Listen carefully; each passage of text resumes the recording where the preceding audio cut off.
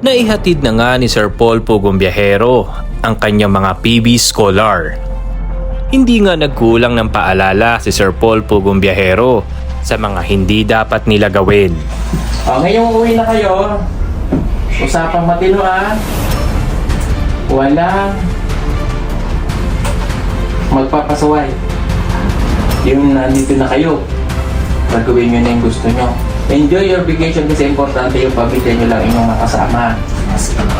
Yung malalapit na kaibigan, kamag-anak.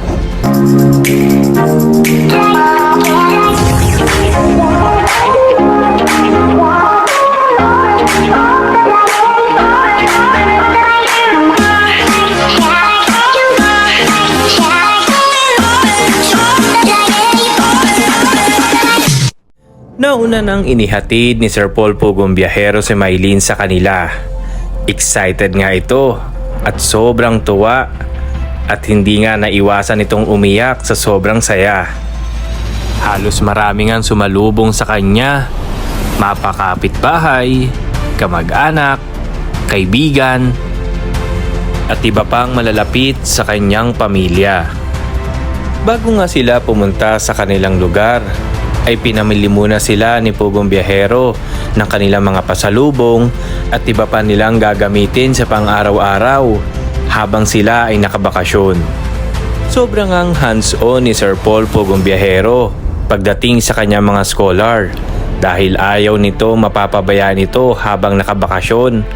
Ngayon ay nai-upload na niya ang paghahatid kay Maylene. Abangan natin mga kadudes, Kapugong Biyahero, ang may init na tagpo sa paghahatid kay Ninita at sa pagkikita nito ni Nanay Lorna.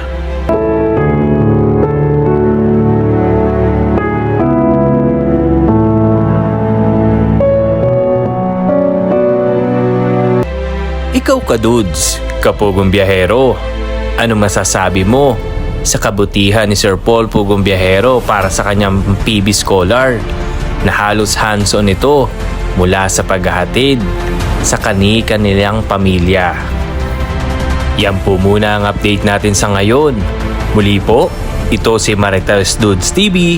Hanggang sa muli, bye-bye! I believe we found something this good.